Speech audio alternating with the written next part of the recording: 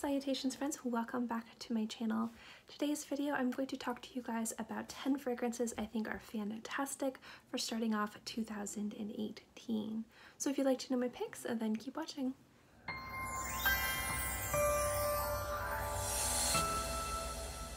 Now these fragrances range from unisex, masculine, feminine, designer, niche, or private line from specific designer houses. And the theme amongst all of these is uplifting your mood and giving you confidence. I think that with each new year, we have new resolutions, we have new projects we need to tackle, things we need to do, stuff we want to complete. And I think a lot of times when it comes down to it, one of the things that I think a lot of people would love is to have more confidence and feel more comfortable in their skin. And I don't know if anyone else is like me, but I get a lot of confidence in the fragrances that I wear. I really love wearing things that smell good or wearing things that make me happy, which makes me very content and makes me feel a little bit more comfortable putting myself out there. A lot of times I am very introverted. I like to stay in my house, but usually if I'm going to go out, I stress a lot about what I'm going to wear fragrance-wise because it is really important for me to put my best foot forward fragrance-wise. So I went through my entire collection and I chose 10 fragrances to share with you guys.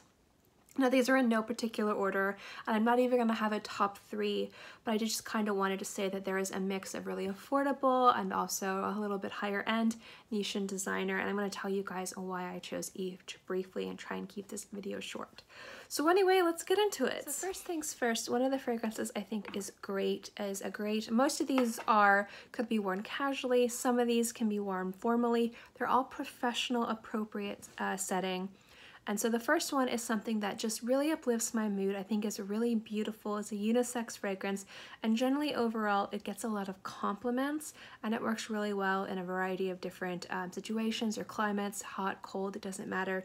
Just really, really beautiful.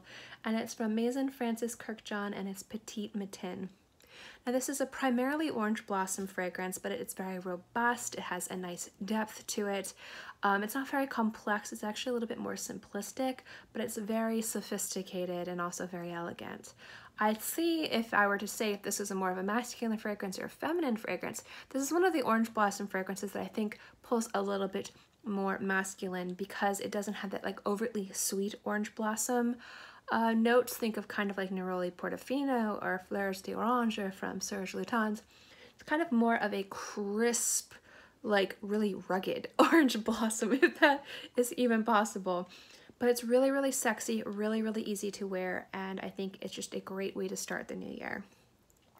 Along the same lines of something that just generally overall is really crisp, really beautiful, uplifts the mood, and is really easy to wear, is You or Someone Like You from Etat Libre d'Orange. This is a mint-based fragrance. It has a little bit of citrus in there, which is really nice, but it's just one of the fragrances that you can run out the door if you're one of those people that doesn't really wake up on time, and if you want to smell amazing and you want to smell fresh and bright and crisp and pretty much appropriate for any place other than black tie, I really think this is a great, fantastic fragrance.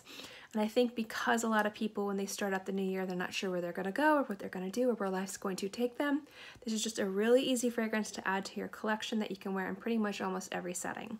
Next up, and I'm going to clump these two together because they're kind of the same thing, but they're not, are two very romantic, easy to wear, very whimsical fragrances.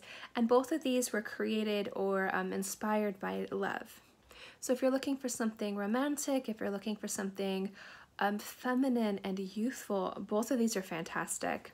So what would Love do from Guerrilla Perfumes is a beautiful kind of lemon cookie fragrance. It's almost borderlines complete gourmand, at least to my nose, because it kind of smells like lemon cake. But I love the story behind this fragrance, how his wife basically would write love letters to people that she saw to give them confidence and to make them feel valued.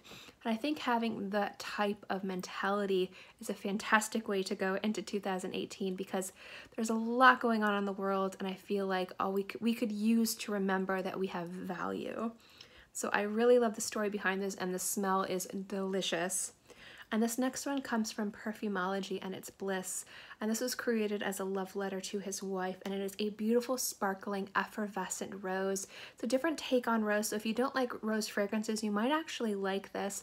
It's a big, beautiful rose, but it's like a rose in a sunny day in a field on spring. It's sparkling, it's sweet, it's a little bit powdery, and it's just effervescent and gorgeous. So these are also, again, fragrances that you could wear during the daytime, you could wear in a professional setting.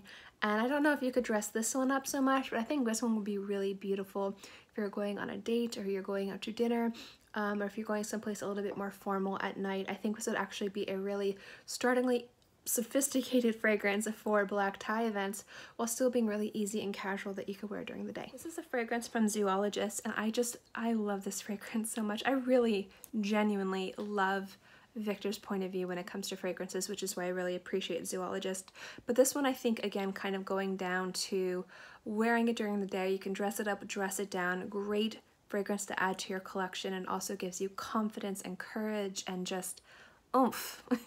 That's what this fragrance does, but it does so in a really effervescent and easy way. It's not overpowering and you're not overthinking it too much. And it's Elephant from Zoologist. Now this is a beautiful sandalwood fragrance. I love the bitter green in this. I love the Darjeeling tea element in this. I think this is a very fantastic take on a tea fragrance that's borderline more masculine and less kind of like sweet. A lot of times when you see tea fragrances, they're mixed with other florals or sometimes even fruits. And they're beautiful fragrances, do not get me wrong, but it's really wonderful to find a tea fragrance that goes a little bit more masculine and less feminine. And when I'm talking about masculine, feminine, I'm talking about trends in masculine fragrances and feminine fragrances. I'm not saying only men can wear this or only women can wear this. Fragrance is genderless. You can wear whatever you want, whenever you want, no matter what gender you are, how old you are, it doesn't matter. I'm just talking about a masculine scent that you would find on the men's fragrance aisle rather than the women's where you find a lot of the tea scents. I really love how bitter this is. I really love how like damp and moist this is, and the green in this is just, the leafy greens is just incredible. It smells like a jungle, but in a very wearable, fantastically just like uplifting and just confidence boosting way. It's an unreal fragrance. If you haven't tried it, I definitely recommend checking it out. Now, along the same lines of that is something that I feel is a fragrance that completely took me off guard. I was really excited for this release, and this fragrance did not let me down. And it's French Grey from Elizabeth and James. It kind of has that same almost bitic aromaticness that Elephant has, only instead of tea and green leaves, you have lavender, neroli, and musk. It's a beautiful fragrance. It's really easy to get your hands on. It's really fantastic to wear. You can wear it formal, casual, professional, daytime, evening, men, women, it doesn't matter. This is, I think, like one of the best ideas of what a unisex fragrance is if you're thinking how a unisex fragrance would smell. And just overall, it smells like a niche fragrance. The quality of the juice is fantastic. I really love Elizabeth and James. And this release, Amethyst too, but this release specifically just completely caught me off guard. And I think it's a tremendous fragrance and worth at least checking out. Now these next two I'm gonna group up too because they're kind of along the same lines. They're both feminine fragrances. They're very sweet, floral, and I feel like if one of the things you want to do is to wear more feminine fragrances or be a little bit more feminine when it comes down to New Year, I'm speaking to myself about this. I'm actually quite a tomboy, mostly in the fact that I'm usually wearing like jeans, sweatpants, and baggy t-shirts, and then I have like a full face of makeup on. It's kind of funny if you see me in real life. But sometimes we want to feel sexy. Sometimes we want to feel feminine. I'm not just talking about we as women. Just generally some people, men and women, want to feel sexy, alluring, mysterious, sensual, and feminine. And these fragrances are great. Absolutely great. And I've smelled them both on men and women, and they smell amazing on men and women. But they are definitely more sweet, and you would definitely find them on the feminine fragrance counter. And the first one is Valentino Donna. This is an incredible fragrance. Love it for sniff for me. You will constantly see this in a lot of my lists because I love this fragrance so much. It's beautiful, it's sweet, it's floral, it's sparkly. It's got a little bit of like leather in there, a little tiny bit. Just such a sexy feminine fragrance. It's a great fragrance if you're trying to be sexier and more alluring and you want to do that with your fragrance. Great choice for 2018. This next one is the new one from Gucci, and it is Gucci Bloom. This is one of the most beautiful white floral fragrances I've smelled. This is the direction that Alessandro Michele is taking Gucci. I am so excited to see what else they come out with. It's just a ridiculously gorgeous white floral fragrance. It is very youthful, but there is a beautiful, sophisticated maturity to this from the creeper in there. Absolutely beautiful fragrance, worth checking out. I love the bottle, I love the presentation, and for the price, this smells like it could be double the price, and I mean that, I love it. So definitely think if you're looking for a feminine floral fragrance for 2018, Gucci Bloom most definitely, or if you're looking for something really ultra feminine, something you can wear on dates to get you a lot of attention, Donna is fantastic. Now, when I'm thinking of flankers, I think of this fragrance being ridiculously successful because I feel like it takes what a flanker should be and just is so successful in execution and how it smells. And this is a great fragrance to add to your collection in general, man or woman. It just smells really good on everybody. And it's No. 5 Leau from Chanel. Now, the reason why I like this fragrance so much is because a lot of times when people think of Chanel No. 5, it's the fragrance that their mom wore, it's the fragrance that their grandma wore or their aunt. And it's not that they don't appreciate the beautiful fragrance, but they probably grew up smelling it so much that their nose got tired of it. So they think of Chanel No. 15 and they think of it as a mature, dated fragrance, even though it's not a dated fragrance. It's a classic and it's timeless. But some people might want to wear Chanel fragrances and might want to kind of ease into No. 5 and not go straight to No. 5. And I think this is where Leau is really super successful and why I would recommend it. If you're looking for a beautiful luxury fragrance to wear in 2018, if you love the idea of wearing a Chanel fragrance every day, but you're kind of a little bit intimidated by the entire line and not sure which one to get, Chanel No. 5 Leau is fantastic. It has the beautiful complexity and richness of the DNA of No. 5, but it is one of the most effervescent and easy to wear fragrances I've ever come across while still being very sophisticated and mature.